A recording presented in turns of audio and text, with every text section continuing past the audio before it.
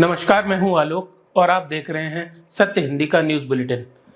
नजर डालते हैं अब तक की खबरों पर। केरल के वायनाड में मंगलवार को हुए लैंडस्लाइड में 300 से ज्यादा लोगों की मौत हो चुकी है। राहत और बचाव कार्य अभी भी जारी है। इसी बीच कांग्रेस के सांसद और लोकसभा में विपक्ष के नेता राहुल गांधी और प्रियंका गांधी शुक्रवार को वायनाड में घटना स्थल पर पहुंचे और पीड़ितों से मिले। यहाँ राहुल और प्रियंका गांधी ने अस्पताल और सामुदायिक स्थलों का दौरा भी किया।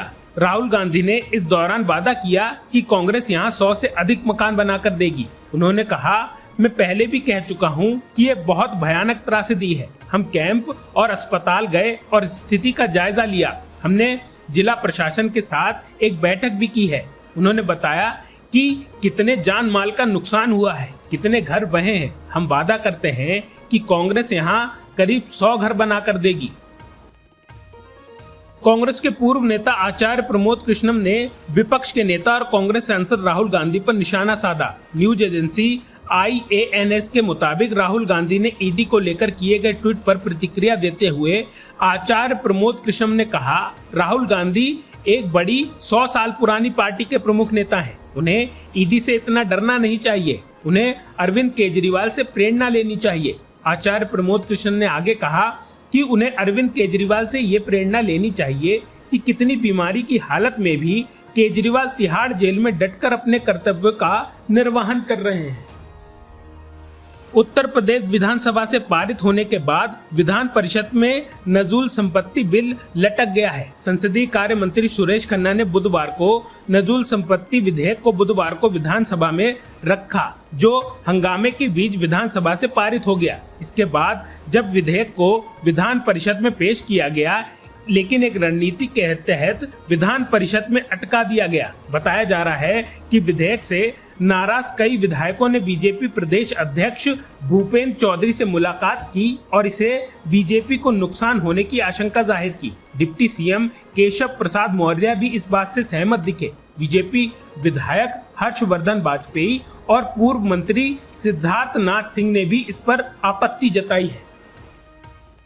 राज्यपाल CV आनंद बोस और मुख्यमंत्री ममता बनर्जी के बीच बढ़ते विवाद के बीच सुप्रीम कोर्ट ने कहा है कि बंगाल में सभी 36 राज्य सहायता प्राप्त विश्वविद्यालयों में केवल नियमित कुलपतियों की नियुक्ति ही की जाएगी।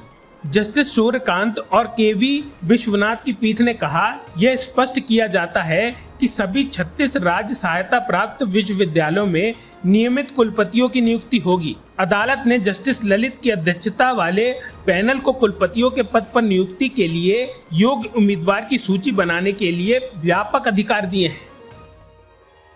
केंद्र ने शुक्रवार को BSF के महानिदेशक नितिन अग्रवाल और विशेष महानिदेशक YB खुरानिया को तत्काल प्रभाव से हटा दिया और उन्हें उनके संबंधित राज्य कैडर में वापस भेज दिया। कैबिनेट की नियुक्ति समिति द्वारा जारी आदेशों में कहा गया है कि उन्हें तत्काल प्रभाव से समय से पहले वापस भेजा जा रहा है। अग्रवाल 1989 बैच के केरल कैडर के अधिकारी हैं, जबकि खुरानिया 1990 बैच के ओडिशा कैडर के अधिकारी हैं। अग्रवाल ने पिछले साल जून में सीमा सुरक्षा बल प्रमुख के रूप में कार्यभार संभाला था। खुरानिया विशेष महानिदेशक के रूप में पाकिस्तान सीमा पर बल का नेतृत्व कर रहे थे। नीट यूजी पर सुप्रीम कोर्ट के शुक्रवार को आए विस्तृत फैसले पर केंद्रीय शिक्षा मंत्री धर्मेंद्र प्रधान ने खुशी जताई है और कहा है कि ये सत्य की जीत है। उन्होंने कहा कि सरकार परीक्षा को गड़बड़ी मुक्त और पारदर्शिता के साथ कराने को लेकर प्रतिबद्ध है। कोर्ट ने इसे लेकर जो भी निर्देश दिए हैं उसका ये पालन करेंगे। उन्होंने कहा कि साथ ही परीक्षाओं में गड़बड़ी को रोकने और NTA में सुधार के लिए गठित कमेटी को जो भी सिफारिशें होंगी वे उन्हें जल्द से जल्द लागू भी करेंगे। उन्होंने कहा कि कोर्ट का ये निष्कर्ष परीक्षा को लेकर फैलाए गए झूठ और दुष्प्रचार को सिरे से खारिज करता है। गजा के बाद अब लेबनान में भी इजरायली सेना और हिजबुल्लाह के बीच भीषण युद्ध चल रहा है। दोनों तरफ से शुक्रवार को ताबड़तोड़ गोलीबारी हुई, जिसमें भारी मशीन गन फायर, तोप खाने और मिसाइल के साथ साथ हवाई हमले भी शामिल हैं।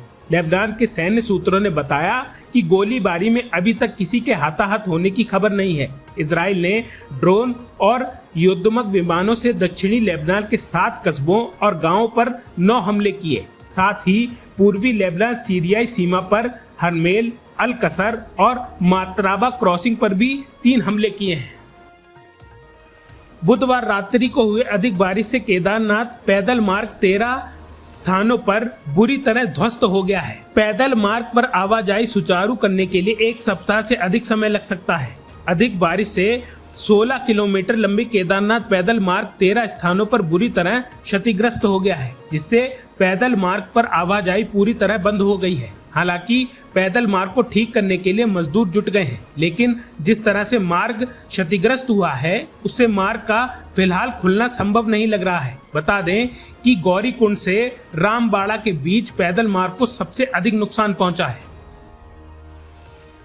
मौसम विभाग ने कहा है कि आने वाले कुछ दिनों में उत्तर प्रदेश, बिहार, मध्य प्रदेश को लेकर महाराष्ट्र तक भारी बारिश होने वाली है। भारतीय मौसम विभाग ने बताया है कि मध्य प्रदेश, मध्य महाराष्ट्र और गुजरात में भारी से अधिक बहुत ज्यादा बारिश होने की संभावना है। जम्मू कश्मीर, हिमाचल प्रदेश, उत्तर प्रदेश, राजस्थान, केरल, कर्नाटका, महाराष्ट्र और पूर्वोत्तर भारत के लिए आईएमडी की तरफ से येलो अलर्ट जारी किया गया है। मध्य प्रदेश के लिए रेड अलर्ट जारी हुआ है। बिहार, झारखंड, छत्तीसगढ़, गुजरात जैसे राज्यों के लिए मौसम विभाग की तरफ से ऑरेंज अलर्ट जारी किया गया है। भारतीय पुरुष हॉकी टीम ने पेरिस ओलंपिक के पूल चरण में मैच में ऑस्ट्रेलिया को 2-3 से हरा दिया। यह पहली बार है जब भारतीय पुरुष टीम ने 1972 के बाद से ओलंपिक में ऑस्ट्रेलिया को हराया है। इसके साथ ही भारतीय टीम ने शुक्रवार को क्वार्टर फाइनल में प्रवेश किया है। इस साल भारत और ऑस्ट्रेलिया के बीच यह 8वां मैच था, जिसमें ऑस्ट्रेलियाई टीम ने पिछले 7 गेम जीते थे। भारत बेल्जियम से मिली हार के बाद उभरना चाह रहा था। उसने खेल की शुरुआत शानदार तरीके से की। लक्ष्य सेन पेरिस ओलंपिक्स की पुरुष सिंगल्स स्पर्धा में सेमीफाइनल में पहुंच गए हैं। उन्होंने चीन ताइपे के चोउ टिएन चेम को 19-21, 21-15, 21-12 से हराकर ऐतिहासिक कारनामा कर दिखाया। इससे पहले ओलंपिक्स के इतिहास में कोई भारतीय खिलाड़ी पुरुष सिंगल्स के सेमीफाइनल तक नहीं पहुंचा था। बताते चले कि ओलंपिक्स 2024 में अब लक्ष्य ही बैडमिंटन में भारत की आखिरी पदक की उम्मीद बचे हैं और वे पदक पक्का करने के महज एक कदम दूर हैं। अब तक की खबरों में बस इतना ही। आगे की खबरों के लिए बने रहिए सत्यहिंदी.com पर।